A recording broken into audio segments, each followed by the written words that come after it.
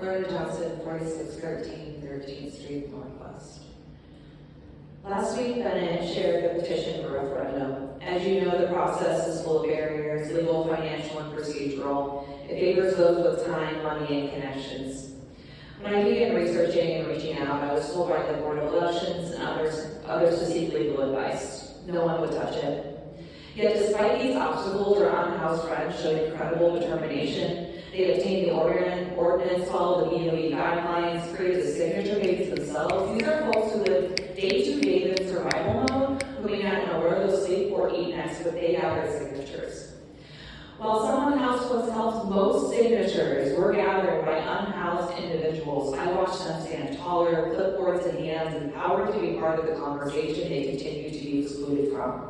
It's a case of always being talked about and never being talked to. We may have collected enough signatures, but in the process, we may not have collected enough signatures in the process. We register people to vote. Some didn't think their vote mattered until they learned to give a voice in this petition. Others, even some collecting signatures, could not register to vote due to lack of an ID and all the barriers that come with obtaining that. Interestingly, the public space that the cops seem to still want to kick homeless folks out of, even though it's their space too, because they're public, was used for this civil engagement. Using public space for this is literally one of the primary reasons we have public spaces, but in Canton it's co-opted by businesses putting profit over people.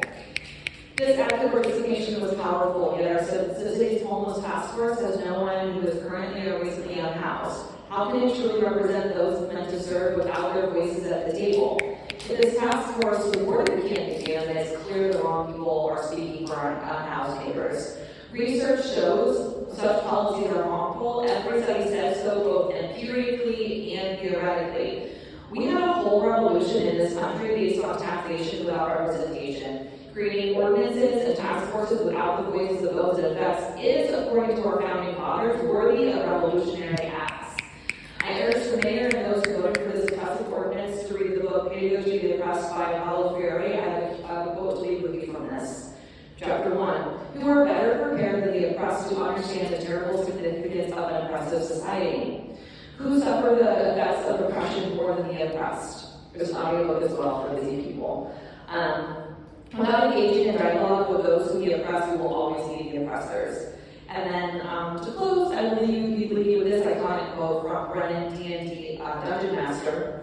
Laws are threats made by the dominant socioeconomic ethnic group in a given nation. It's just a promise of violence that's enacted, and the police are basically an occupying army. You guys want to make some bacon?